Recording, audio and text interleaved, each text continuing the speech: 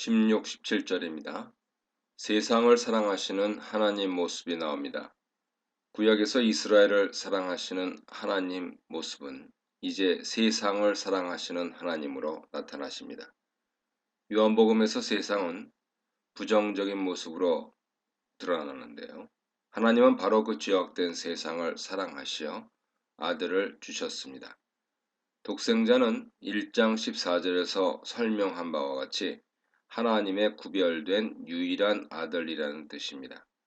하나님은 그러한 특별한 아들을 주셨습니다. 하나님이 독생자를 주심은 무엇을 의미할까요? 예수님의 성육신뿐 아니라 그의 십자가 죽음까지 암시한다고 보아야 할 것입니다. 하나님으로부터 보냄받은 예수님의 세상 사역은 십자가에서 절정을 이루기 때문이죠. 다시 말하면 세상을 향한 하나님 사랑은 그의 아들을 세상에 보내실 뿐 아니라 그의 아들을 십자가로 보내시는 데까지 이릅니다. 이처럼 후토스가 앞선 구절들을 가리키는가 아니면 뒤에 이어지는 16절 나머지 부분을 가리키는가에 대해서는 논란이 있습니다. 전통적으로 후토스는 뒤에 이어지는 독생자를 주시는 하나님 사랑을 가리킨다고 보았습니다. 하나님이 독생자를 주실 만큼 세상을 사랑하셨다는 것을 강조합니다. 후토스의 이런 비슷한 용례가 21장 1절에 나오죠. 그러나 요한복음에서 후토스는 앞에 나온 내용을 근거로 뒤에서 설명을 이어갈 때 자주 쓰입니다. 3장 8절, 4장 6절, 5장 21절, 11장 48절, 12장 50절, 14장 31절의 용례에 따라 그렇습니다. 따라서 사람들에게 영생을 주시기 위해 광야에서 모세가 뱀을 든 것처럼 하나님은 세상을 사랑하셨습니다.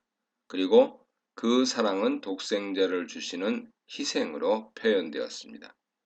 어느 쪽으로 해석되든지 독생자를 주시는 하나님 사랑이 이 구절에서 강조되고 있다는 사실에 대해서는 이론의 여지가 없습니다.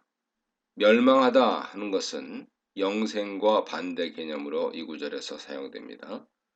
예수님은 하나님께서 그에게 주신 자들을 절대 멸망하지 않도록 지키시는 분으로 묘사됩니다. 구약에서 아폴리미는 멸망하다 하는 것은 이스라엘 공동체에서 추방되는 것을 의미하기도 하고요. 하나님 심판으로 죽는 것을 뜻하기도 합니다. 레위기 7장 20절, 민수기 14장 12절 보세요.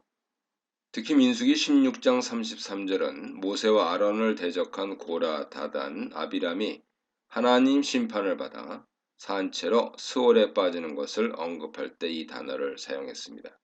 이렇게 민수기 16장 33절은 요한복음 17장 12절의 배경이 됩니다. 멸망의 자식은 가룟 유다를 가리키는데 이는 유다가 참 이스라엘이 아니라는 말이고 하나님 심판 대상이라는 말이죠. 스올에 내려가는 심판을 당하게 됩니다. 멸망이 아니라 영생을 얻기 위해서는 사람들의 믿음이 필요합니다. 하나님의 아들을 주시는 사랑에 믿음으로 반응하느냐 여부에 따라 그 사람에게 찾아오는 것이 영생이냐 멸망이냐 결정됩니다. 유다는 멸망 자식으로 일컬어집니다. 왜냐하면 하나님 사랑에 믿음으로 반응하지 않았기 때문이죠. 하나님은 독생자를 통해 멸망이 아니라 영생을 주시려 했으나 유다는 믿음으로 반응하지 않았습니다. 하나님 사랑을 거절하는 모든 자들은 이와 같이 멸망할 것입니다. 비록 아들에게 믿음으로 반응하지 않았을 때 멸망이 찾아오지만 아들이 세상에 오신 목적은 심판이 아니라 구원입니다. 얼핏 요한복음의 다른 구절과 모순되는 것처럼 보이죠. 9장 39절 보세요. 그러나 예수님 오심이 심판에 있지 않고 구원에 있으며 심판은 마지막 날에 있을 것이라고 예수님은 다시 한번 강조하십니다. 12장 47절 이하 보세요.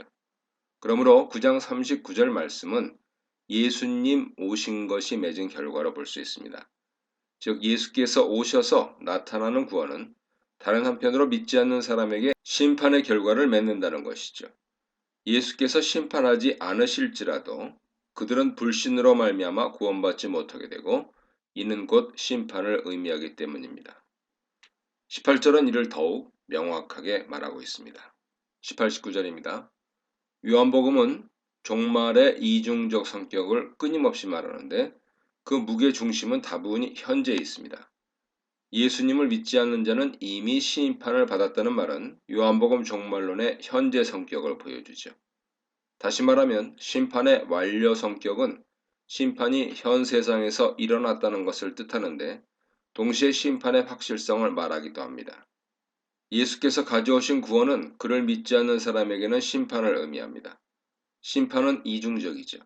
그들의 불신은 이미 그들을 심판받게 했고 또 마지막 날에 심판받게 할 것입니다. 정죄는 판결 과정을 의미하죠. 다시 말하면 재판에서 선고하기 이전에 그 선고를 위한 근거를 제시하는 과정을 말합니다. 믿지 않는 그들이 심판을 받는 이유는 그들이 자기들의 행위가 악함으로 빛이신 예수님보다 어둠을 더 사랑했기 때문입니다. 어둠은 앞서 1장에서 설명한 바와 같이 영적인 무지, 죄, 죽음을 상징하는 말입니다. 사람들은 진리 대신에 무지, 거룩 대신에 죄를 더 사랑합니다. 그리하여 그들에게는 생명 대신 죽음이 찾아옵니다. 20, 21절입니다.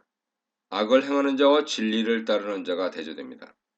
악을 행하는 자가 빛을 미워하며 빛으로 오기를 꺼리는 이유는 자명하지요. 자기 행위가 드러나는 것을 원치 않기 때문입니다. 그들은 자기 죄가 드러나는 것을 싫어합니다.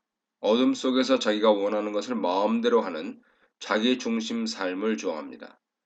자기 주관과 욕심을 따라 사는 것을 좋아하죠. 빛이신 예수님의 조명을 받으며 그 진리 안에서 사는 것을 싫어합니다. 왜냐하면 진리를 따르는 것은 자기 중심 삶과 정반대이기 때문이죠. 진리를 따르는 자는 헬라어 원문에서 진리를 행하는 자로 나타납니다. 진리를 행하는 자라는 것은 유대문헌에서 신실하고 진실한 삶을 의미할 때 사용되었습니다. 이는 곧 하나님 안에서 행하는 것과 같은 의미입니다. 즉 사람이 자신의 힘으로 진리를 행하는 것이 아니라 하나님 안에서 하나님의 힘으로 진리를 행합니다. 이것이 곧 구원 얻는 자이며 인간에게는 자랑할 것이 없습니다. 요한복음에서 믿음은 행함과 분리되지 않습니다. 믿음은 곧 진리를 행하는 것이죠. 자신이 믿는 바를 실천하는 것입니다. 자신이 믿는 예수님께 순종하는 것이죠. 반대로 불신은 불순종입니다. 예수님 말씀을 실천하지 않는 것이죠. 오히려 악을 행하는 것입니다. 이러보건대 믿음은 그 행함으로 증명되어야 합니다. 믿음의 행함이라는 열매로 나타나야 합니다. 믿음은 진리를 행하는 열매를 맺고 불신은 악을 행하는 열매를 맺습니다. 그래서 그들의 행함이 심판의 근거가 됩니다. 빛을 미워하고 어둠을 사랑하는 그들의 행함이 심판 근거가 되는 것이죠.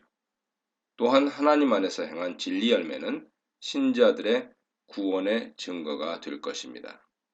이 문단에서는 하나님의 사랑 방식, 이미 시작된 심판, 빛과 어둠을 가르는 진리에 대해 묵상해 보시기 바랍니다.